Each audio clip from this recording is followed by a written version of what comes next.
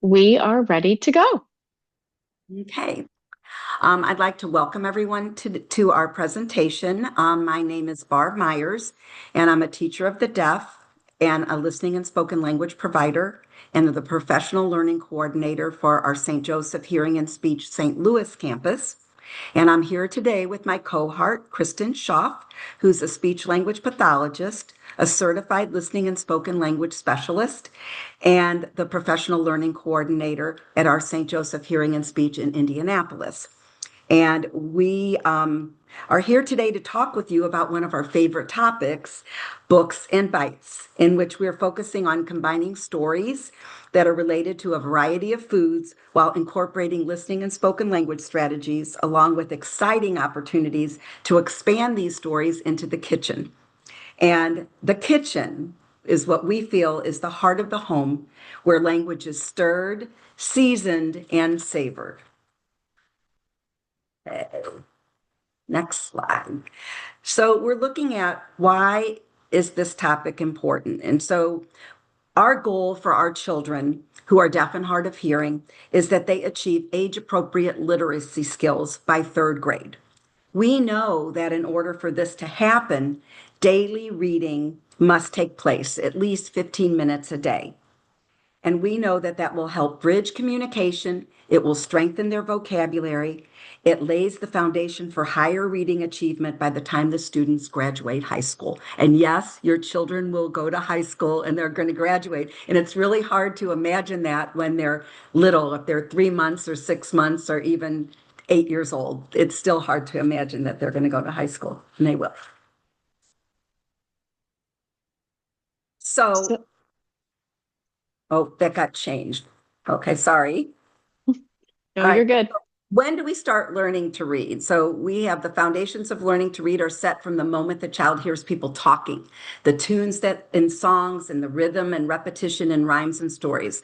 Children who have not been regularly talked to, sung to, or read aloud to from birth find life at school much more burdensome than otherwise they might have. In particular, learning to read becomes a major stumbling block rather than a surprising delight.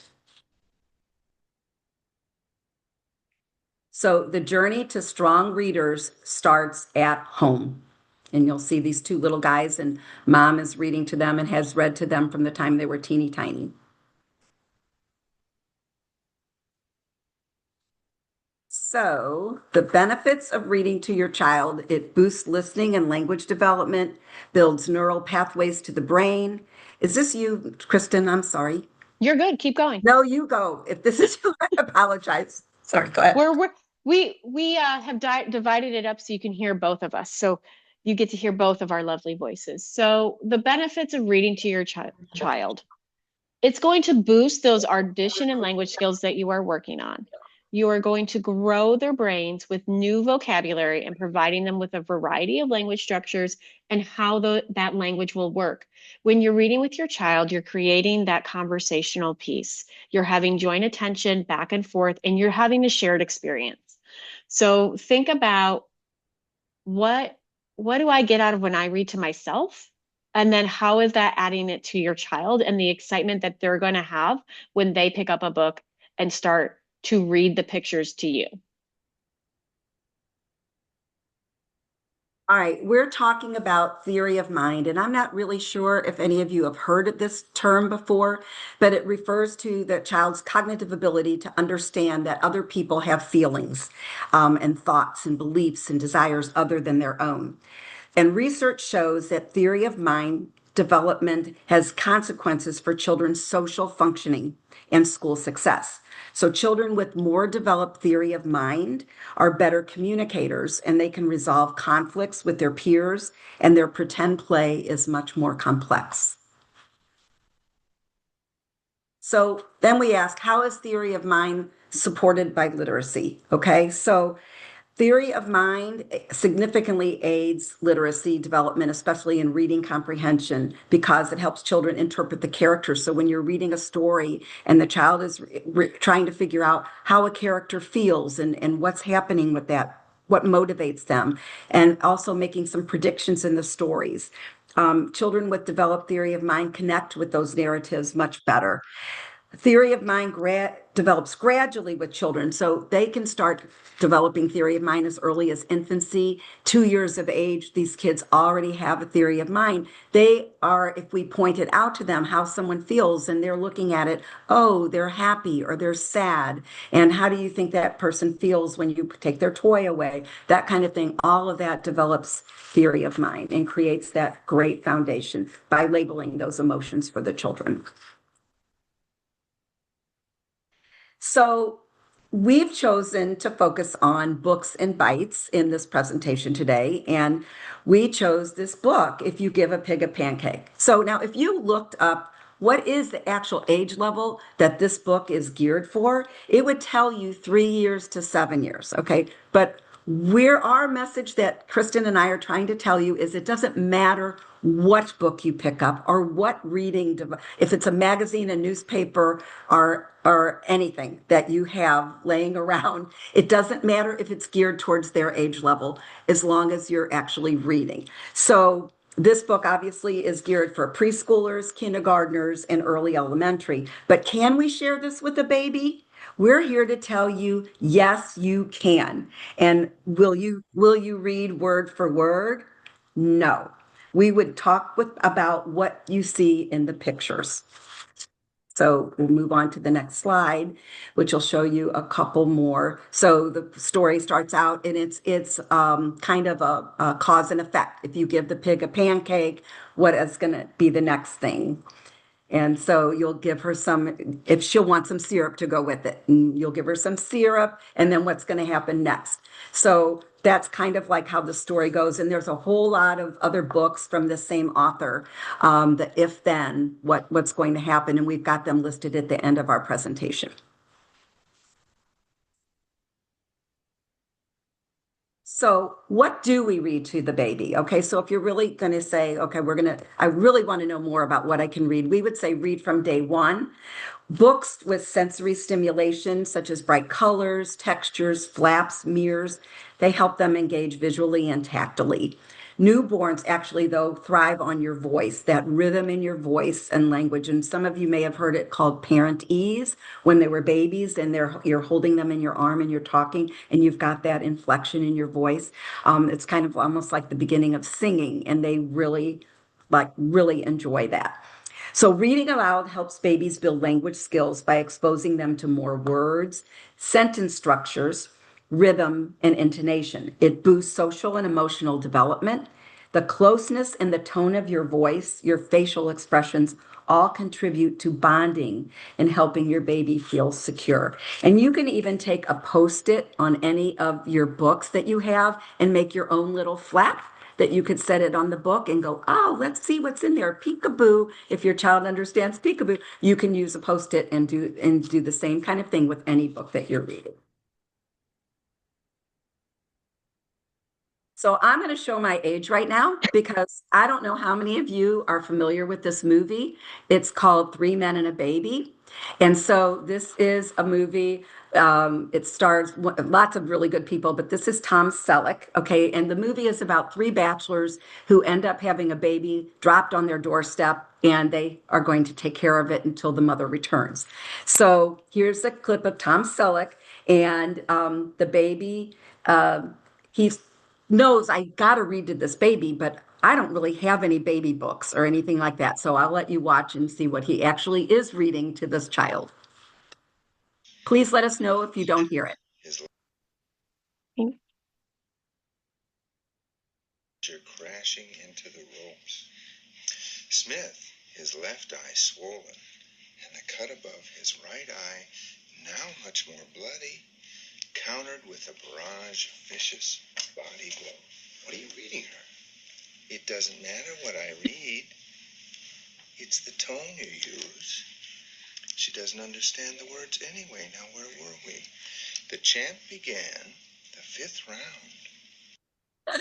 And he's exactly right. I mean, and this was, I don't even know the year of this movie, but it was a really long time ago. And it's exactly right that you can hear that inflection in his voice, and the baby is just engaged with him. It really doesn't matter whether she understands about the bloody whatever it was. And so there, I didn't realize that was so gory, but it's really funny that it just proves that it doesn't really matter what you read to a baby. So now we're always about the listening and spoken language strategies, right? You're going to hear it from every one of your therapists. You're going to hear it. We like pound it into you all. So we just kind of highlighted some of the ones that we would use with the baby when you're doing the story. So that auditory bombardment, where you're saying some of those words over and over again in building that vocabulary. Acoustic highlighting, where you're emphasizing a particular word or words. That auditory first is something we would do. You would talk about whatever it is in the book, and then you would point to it in the picture. Broadcaster would just be narrating whatever is happening on the pages of the books, giving the child wait time. Oh, should we turn the page? What do you think? You want more? And wait and see if they vocalize anything. If they wave their arms or kick their feet, they're letting you know that they've got that communicative intent. That joint attention, you could see with Tom Selleck, that baby was looking at the written part word, and so was he, and so they're sharing that time together. The parentese, that inflection in the voice, and then of course singing. He didn't sing, but many of you have you've heard from all your therapists about how important singing is. So there may be something in one of the stories that you will sing. So now we're going to go into the book reading with the baby. So what we know is that reading to a baby can touch on any topic. But as I mentioned before, we decided to go with if you give a pig a pancake. So we're going to show a video clip of Allie reading to her baby Lily. And Lily just turned 3 months old. And Allie reported that she has been reading to Lily since she was born. And that's just something that they do. Well, look. Yeah, you see it? There's a girl. She's making breakfast in the kitchen. She's making pancakes. Oh, the pig is so hungry. Oink, oink. I want a pancake. The pig is holding her plate, and she has a warm pancake on it.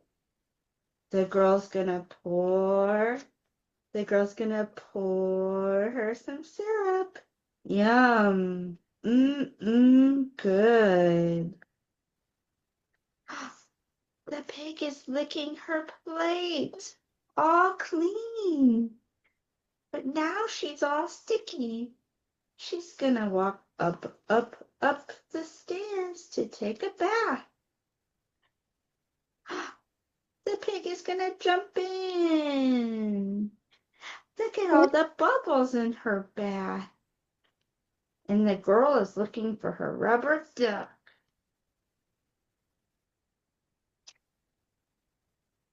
Oh, the piggy is all clean. Time to get out of the bath. Mommy will have to help dry her up. So she's not reading any of the text from the book. She's just talking about all the pictures that she sees. She's using that parent ease where she's got the inflection in her voice. She's using acoustic highlighting. She was bombarding her with the language and emphasizing targeted vocabulary words just to expose her to it. And even did a learning to listen sound in there when she did the oink oink with the pig. And just note that she is in the perfect position for audition. She's got the baby sitting in her lap and is right there, right by her at ear level to really talk to her. So she's listening great. Well, look. So now she was going to take her into the kitchen, and the task was, hey, maybe you can make pancakes with Lily. And so Allie said to me, we don't eat pancakes, but we have waffles. And I said, that's perfect. It doesn't matter because do you think Lily understands the difference between a pancake and a waffle at 3 months of age? No. So she is going to go and make a waffle with her, and I'll just let you watch it, and then we'll talk about it after. All right, now let's make some breakfast like our story. We need to get a plate. We're gonna make some waffles. Let's go to the freezer. Get our box of waffles. Oh, it's so cold. Did you know the freezer was cold? Let's warm up our waffle. We're gonna get a waffle out of our box. We're gonna put it in the toaster. And we gotta turn it on. Turn it on. Hit the waffle button. And ready, set, go. Now we're gonna wait for the waffle. While we wait, let's get some syrup. We're gonna open the fridge. Get out our syrup.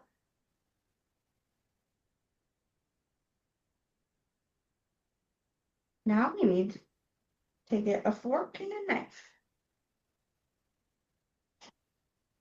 Open the drawer.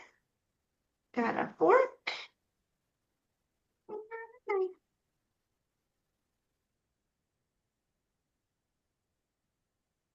Our waffle's done. Right now it's gonna be hot, so mommy's gonna get. Oh, you feel it? It's hot.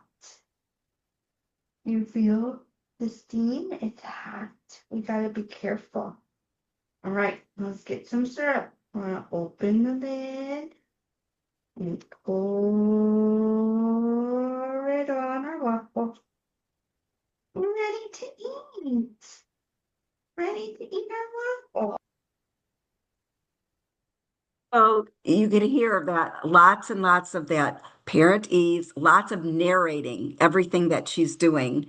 And Lily is really being very quiet. Normally she said she babbles, but as she's doing this, she is watching everything that mom is doing. And I had said, maybe do you ever put her like on a little her little seat on top of the counter? And she said she just felt more comfortable holding her and taking her to the fridge and letting her feel how cold it was and everything. But another option would be you could put the baby in a little seat on the counter if there's room, and are in a I don't know that she's sitting in a high chair yet, but on the counter, and then that way she can kind of watch as well. But that worked for her, and lots of language, and she even did a little bit of a song in there. So it was a great experience. So anyway, let's.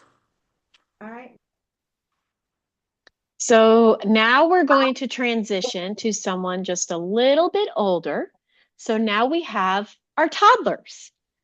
So we're not yet in school and we are a little more mobile and getting into a little more fun.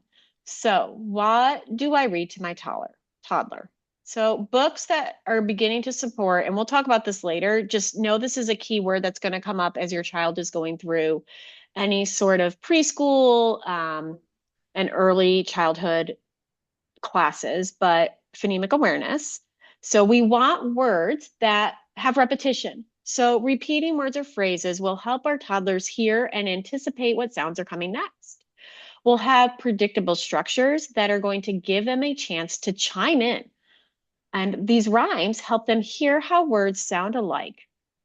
And they will be we still want all these interactive and engaging features. So just like Barb said, we love the lift the flap books, touch and feel books. And I love Barb's idea of taking any book and making it your own lift and flap.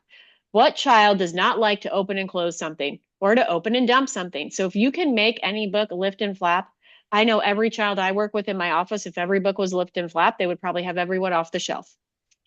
So I say take that and run with it. Put it in the magazine. Put it in the Target toy catalog. Because did anyone else get that? I would read that to my toddler. Picture books, storybooks, magazines, or even books in your home. Language, any language is great. So just think whatever you might be reading, if they have an older sibling, read it to your toddler, read it to your infant. That is the key for this evening. So just like Barb said, There are little strategies that everyone is saying and using. So on the left-hand side, you can see all the strategies that we want to use with our baby still apply to using with our toddler. And then we're just going to add in a couple more. Because why not have more tools to your toolbox or keys to your castles? Or I had one parent say, more makeup to my purse. Exactly. Everything you can pull out and use. So we have this auditory sandwich. You might also now be hearing the new term is listening sandwich, but I tend to refer to it as my auditory sandwich and just think about it as I have my two buns and I have my meat. So the buns is what I'm supplying auditorily. The meat is whatever I'm doing to help my toddler get that information into their listening brain. And then I always close my sandwich back into auditory first.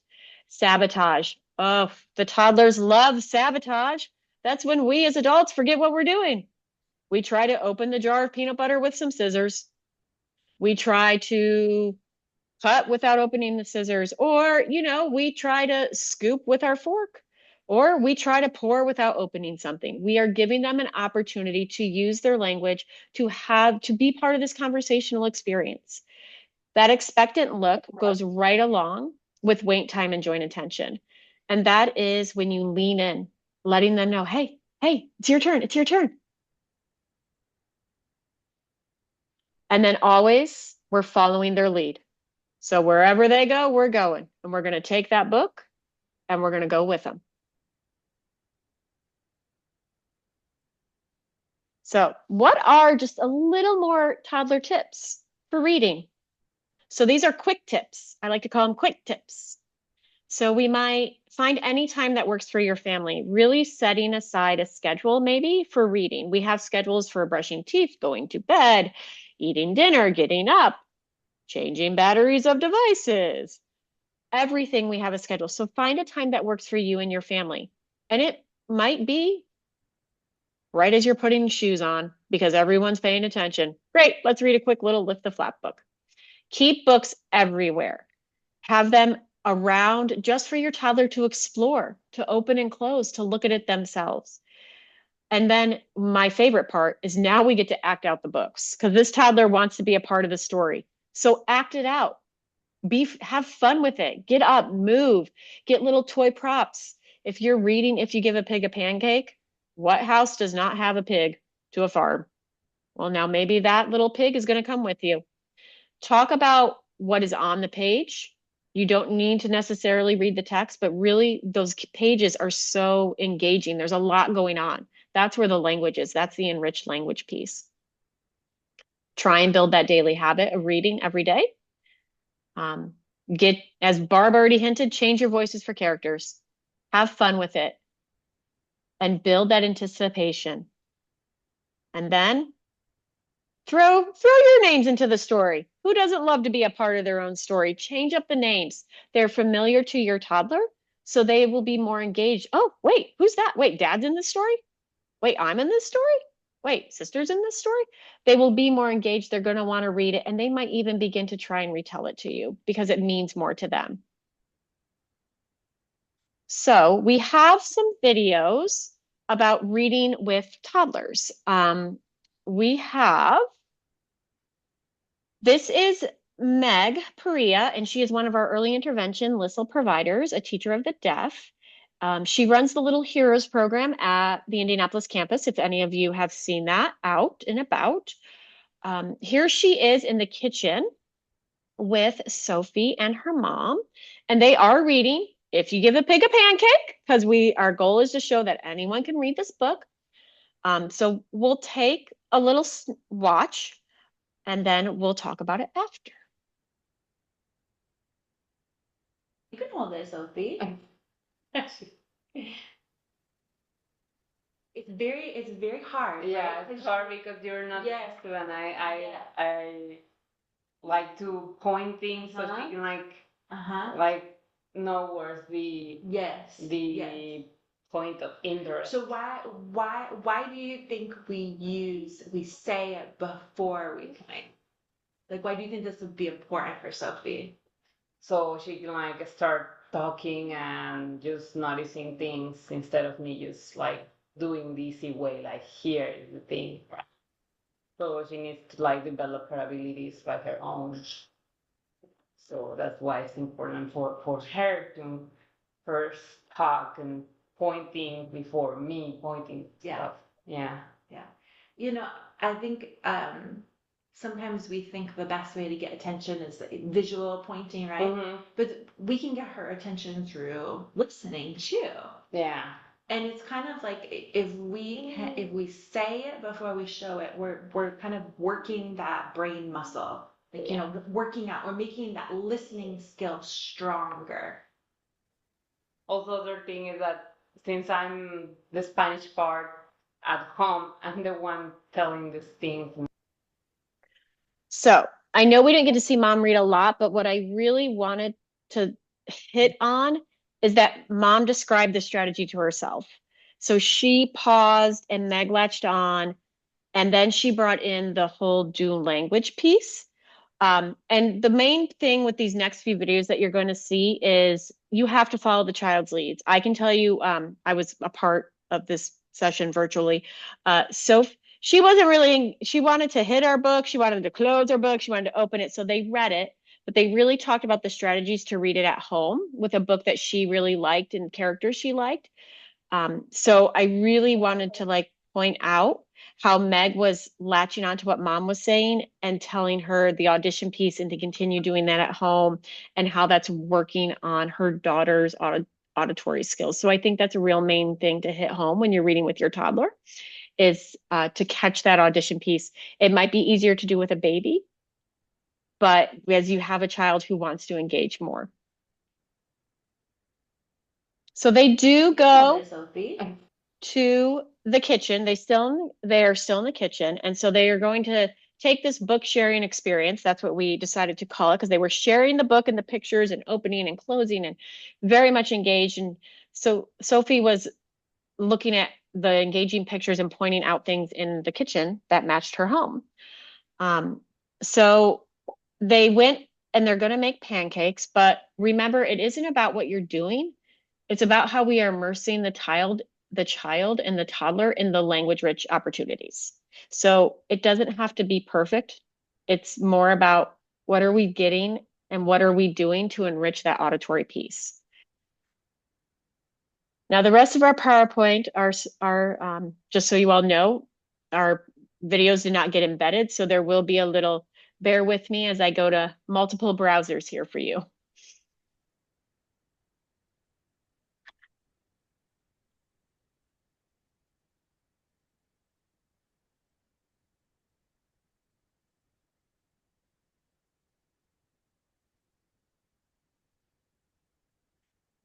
Water.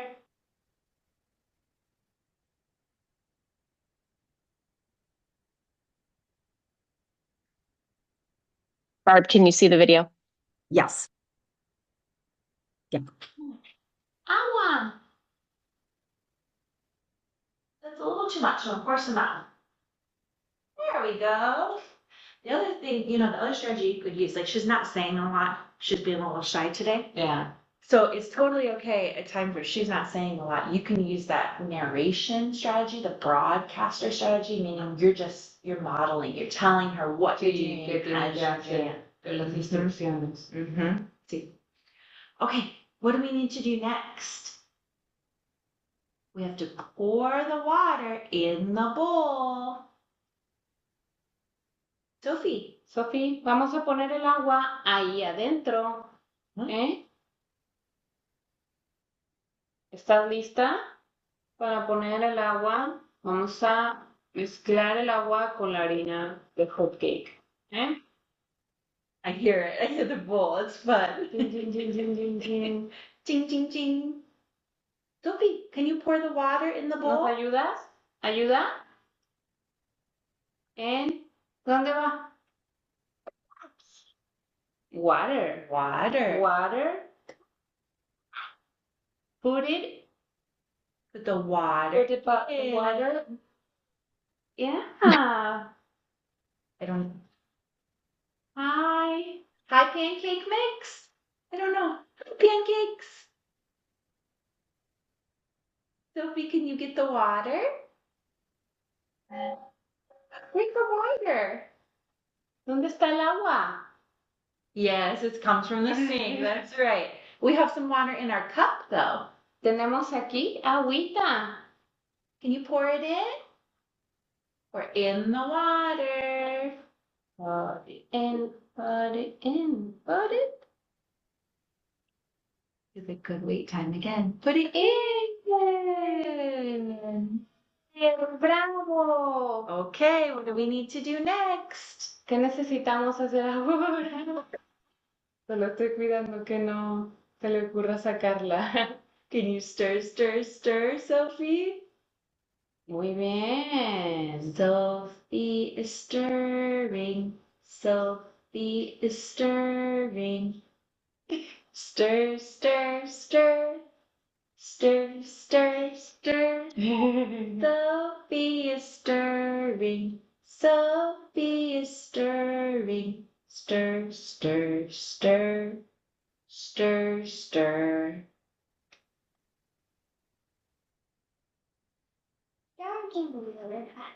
Yeah, stirring.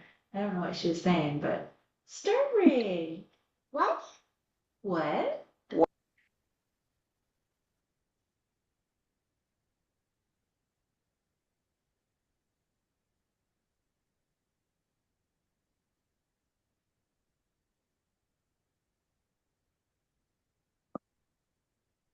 Hopefully we're back on the slides.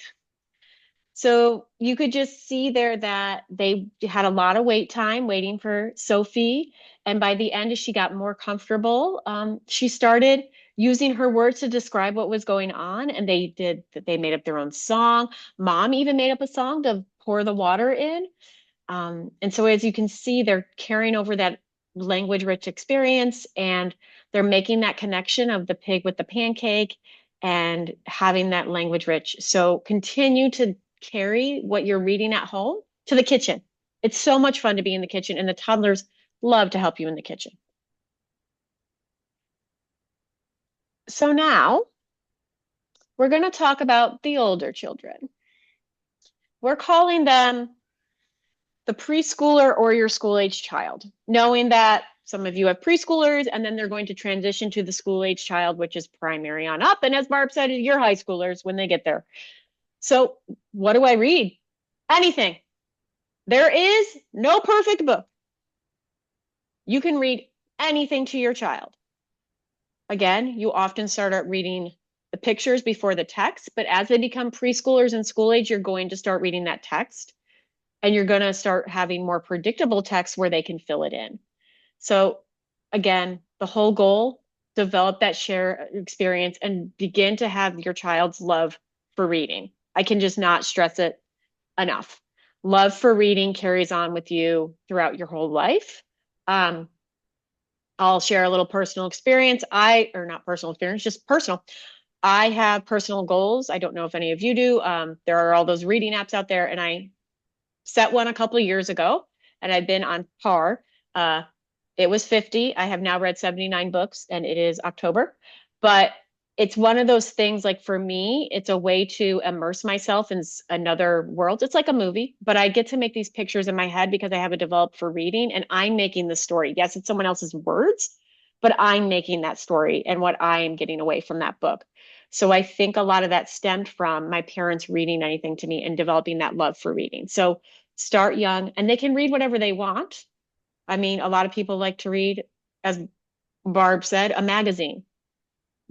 I know those aren't as big anymore, but I know I grew up on magazines. I grew up on a National Geographic and a Reader's Digest being around, and I'm sure as a child I was reading them. So develop that love for reading. It can be anything. So we touched on it earlier.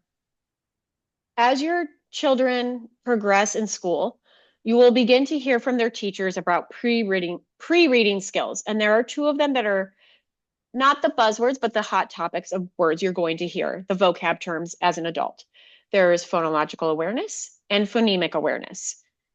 Why they have to sound the same, one will never know. And you'll get them confused. It is okay. I don't want you to stress about this right now. I just wanted to expose it to you as it's going to come up in schooling, and I wanted to give you that background knowledge. We know if we supply our children with background knowledge in the very early years, they will be able to learn more complex language, complex vocabulary, and be able to participate in other conversations with their peers if we provide them with that background knowledge and give them the experience. So it's the same thing for you tonight. Each of these two skills are worked on in the pre-K and kindergarten classrooms. For more information as your children progress through school, I would say reach out to your child's teacher as they are more the experts in phonological and phonemic awareness. But they're right here on the slides, and we'll send you the slides later, but I just wanted to touch on it for you. With that being said, there's a Reading Rockets website, which are included at the end in our resources. They have put together some milestones for phonological awareness, but don't worry. Your children will make progress on their phonological skills, just like we talk about, or any of your providers talk about making language progress, making speech production progress, making auditory progress. We all know we all learn at a different rate, and there are milestones. We will make those milestones and we will catch up. So if you have a 4-year-old and they're not doing imitation and rhyme yet, they will. Maybe they just don't find it fun yet or funny, because rhymes are funny. The whole point of rhyming is to hear the fun part of words. So don't stress about this, but your children are going to make progress. The key is we need to work on building their audition skills to be able to auditorily attend to these higher complicated language features. So I'm going to dive in a little more to the reading aspect of what that looks like, since we're talking about developing a love for reading for our children. This is the simple view of reading. As an adult learner, I love me. I love a good visual that I can latch into my brain when someone is talking to me. So this is a simple view of how we develop reading comprehension. So I just wanted to show it to you to provide you with a visual of the components of our goal for reading comprehension. There are 2 parts that we have to go through. We have word recognition and language comprehension. If we have one without the other, we cannot reach that end goal of reading comprehension. And you can see under word recognition, that's that phonemic awareness, that's phonics, that's letter sounds and words. Language comprehension is what you're all doing right now. You're building vocabulary and comprehension. Yes, the Scarborough's reading rope. This is a wonderful visual of what is happening and what we are building together as partners for your children to become skilled readers. You will notice in the top red, that's the language comprehension portion, and the bottom is that word recognition. This is just breaking it down a little, diving deeper. Right now, we're working on that language comprehension. You've heard us talk about background knowledge, building vocabulary, variety of language structures. Barb talked about verbal reasonings with our books, cause and effect, and then literacy knowledge. And that's what we're doing right now, understanding print and concepts. That word recognition piece, that's going to come a little later in school, and they all intertwine to build that skilled reader. It's another visual for you to have. So here we are, those little strategies for school-age children. Again, all the ones with the babies, all the ones with the toddlers, and now we're going to add 3 more. So serve and return. That is that tennis match conversation. I say something, you say something, you say something, I say something. We're volleying back and forth, whatever it might be. We're asking more open-ended questions. So those thought-provoking. I wonder, what do you think? And we're always expanding on their language and expanding on their experiences. So what might this look like with book reading with a school-age child? Well, here's one of our preschool students here in Indianapolis with her mom. And you can see I'm going to provide you with some, life is busy here. You're going to have some background. So when we watch the video, there will be some background noise, but you're going to notice her mom is wearing her edgy mic to provide her the best acoustic information. So we're going to watch her read the book in the kitchen. You will see me in the background. I'm pretending to be dad, and I am doing the cooking while they are sharing the book experience. That is my role. So one moment while I open this up.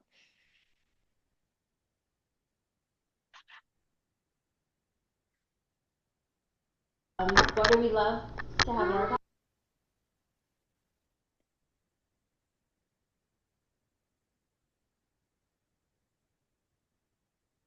What do we love to have in our back? Bath, and in our bath we like to have some bubbles. When you give her the bubbles, she'll probably ask you for a toy. Yeah. So you'll have to find your rubber duck. The duck will remind her of the farm where she was born. She might feel homesick and want to visit her family. She'll want you to come too. She'll look through your closet for a suitcase. Look at all of these. Look, she's gonna pack her clothes. Her clothes. Oh, then she'll look under your bed. Look at that. It is dirty under her bed. Look at it. Under the bed. When she's under the bed, she'll find your old. Where are they? Old? What are those? Oh, I wear them on my feet. You see? Oh yeah, what do you have on your feet? The pig has them and you have them. Shoes? Shoes. She'll try them on. She'll probably need something special to wear with them. Yes, you're right. Let's see. When she's all dressed, she'll ask for some music. She's singing, Charlotte? Playing, what is that? That she's playing? Piano. You'll play your very best piano piece and she'll start. Oh, dance! Can I dance while I make the pancakes?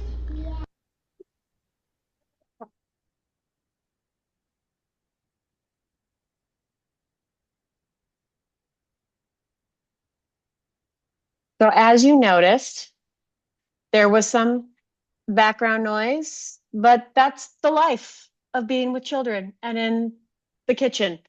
Her little sister is joining us. She is in there and she is playing with the water in the bowl. She is making her own set of pancakes again while we are cooking the other ones. But you could notice that Mom and Charlotte were having a great experience. They were reading the book together. They were tying it home. Charlotte was finishing some of Mom's sentences with that auditory closure model. So where you pause and you wait. And if it's a repetitive word or a story item, the child will then repeat it and read that book with you. It might have been harder to hear her, but she was giving us some single words and showing us that she was, at this moment, loving our book. So how do we take that to the kitchen and the piece of how do I increase the language when I am cooking with a preschooler or school age child? We know there's a little more involved here with what we want to work on from an auditory piece into a language piece. So let's move into this action fun based move around the kitchen. I can give you some tips, but the most important thing, have fun with it and let them be part of that cooking experience. Let them get some items, let them do part of it because that's going to bring it more ownership to them and they're going to be so excited. So let's take a quick little look.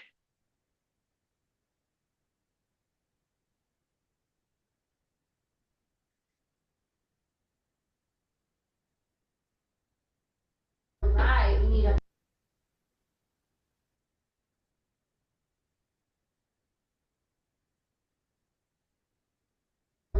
we need a bowl. It's in the green cupboard.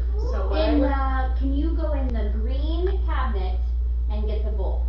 So what we're doing right now is connecting that auditory piece to have her listen to longer pieces to build her auditory memory, and then we'll have her expand her language. Because if I can hold 3 things, then I should be able to say 3 things. Critical element. Correct. Okay. Listen. The green cabinet. Green. Charlotte.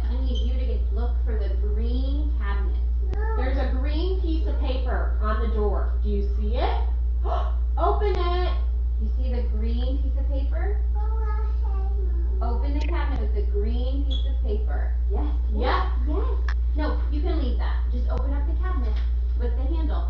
Use the handle. We are stirring. We are stirring. Stir, stir, stir. Stir, stir, stir.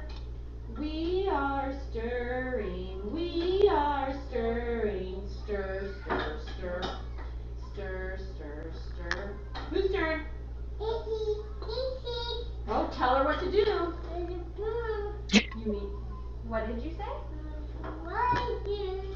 Stir the whip. She's stirring water, but what does she need to stir now? What are these? Pancakes. So tell her, stir the pancakes. Right? Can you say it one more time? stir the pancakes. Okay, stir the pancakes, Izzy. Okay, should we sing? Let's sing. Tell her what to do. We are stirring. We are stirring. Stir, stir, stir. Stir, stir, stir. We are stirring. Stir, stir, stir. Stir, stir, stir. All right, whose turn? Mommy. Okay, tell her what you need her to do. What do you need me to do? Stir the pancakes. Okay.